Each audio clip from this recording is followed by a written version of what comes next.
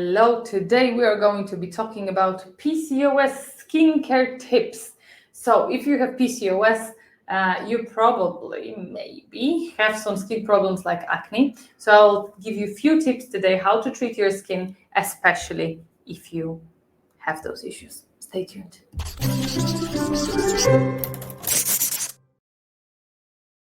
Right, so let's go through those tips. Now, I want to say that, of course, every person with PCOS is different. As you can see, my skin now is okay, but I've been suffering with hormonal acne for 15, 17 years before my skin got this good. So I want to preface that, of course, every person is going to be a little bit different situation. And when I was making that list, I was actually thinking a lot about people who actually have acne, which is a lot of people with PCOS due to hyperandrogenism.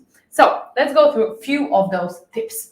First tip is going to be do not overdo it. Now, what do I mean by that? A lot of us, when we actually have acne, we are trying everything. Please tell me the amount of creams that you tried and the amount of supplements, clean skin supplement, I don't know, the special pills from the influencers or a special peeling or a special this and special that, and you have 75. First of all, guys, it's very wasteful. And second of all, majority of those stuff will not help. And why will they not help? Because the problem with your acne, very often with your skin with PCOS, is your hormones. So we can do some things that are going to work topically or maybe help it slightly, but the biggest change will come from within, because this is the reaction of your body for something that is actually happening inside. So always think about it, because there is no point for you in spending so much money. We really don't need to be that wasteful, especially if it doesn't do much, right? The second thing is going to be to moisturize. Now, this is a little bit counterintuitive, because especially in old school type of skincare, when you had acne, you were getting like alcohol-based solutions. You were getting a sulfur cream. I got sulfur cream that was mixed for me, especially in a pharmacy. I used to get this little antibiotic thing that was based on alcohol again. So we were taught in a little bit more old school medicine, with dermatologists, that the skin with acne should be actually dried because it is overproducing sebum, right? It's overproducing oils. Unfortunately, this does not really work. And now, we have people that tell us that this is not the way that skin works.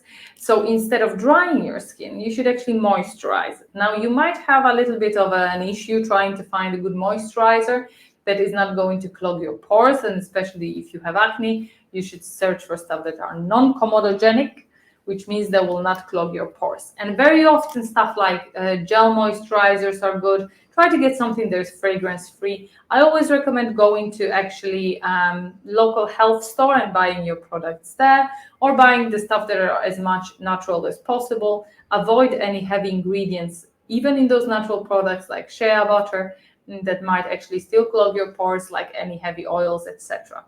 I could give you some brands, but those are the brands that are here in Europe and here in Spain. So maybe you are going to try to opt for something else. You might also try stuff like hyaluronic acid. I really, really like the stuff that you can get internationally, are stuff from The Ordinary. They have moisturizing factors that are not very comedogenic, so I will try to link them down below.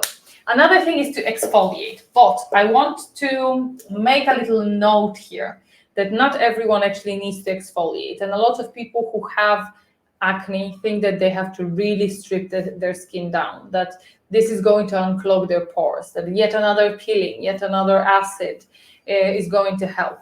But you can actually really hurt your skin, and your skin already has wounds on it. So make sure that you not overdo it. Rather, if you're a person who, for example, I used to have that, those little bumps all over my forehead, because I was told that I have overproduction of skin, I guess.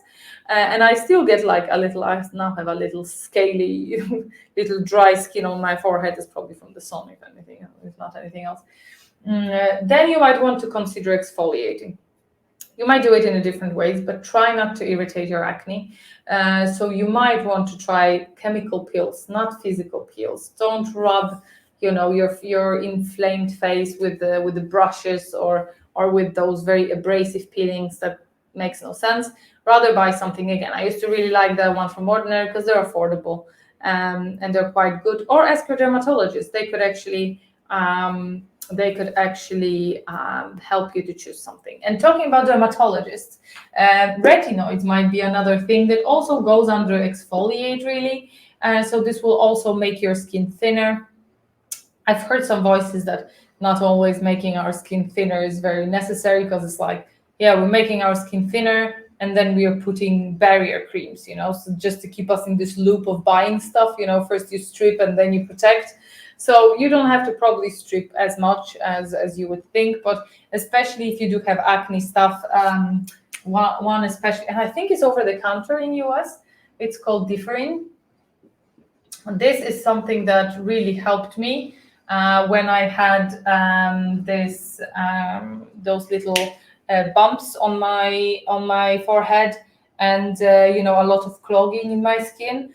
A very, very important thing, if you're going to try any kind of retinoid, whether it is different, adapalene, I don't know, or you're going to try something a little bit stronger, you have to avoid the sun, because your skin is so thin, you might end up having sunspots. So it's very, very important to use a good sunscreen and avoid the sun, not fully, because we need vitamin D, right? But use sunblock, which I'm not a big proponent of, if you can see on me, but that's a different thing. And the fifth and most important thing is diet.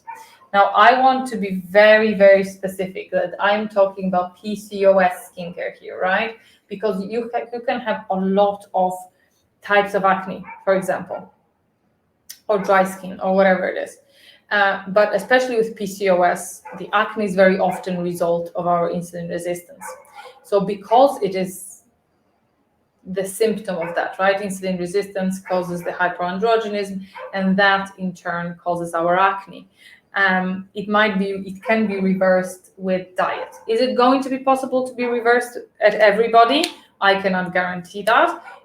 There is also possibility that you have few stuff going on at the same time. You can have acne being caused by something completely different. There are people that have some, I think, specific enzyme or lack of this enzyme in the liver, and they just always struggle with acne. So it might not work for everybody, but if you know and feel that when you do those little changes, that actually helps, it might help you a lot. It did help me. This is something that cured my acne. I actually went keto for around 10, 11 months, and this was already almost 9 months ago.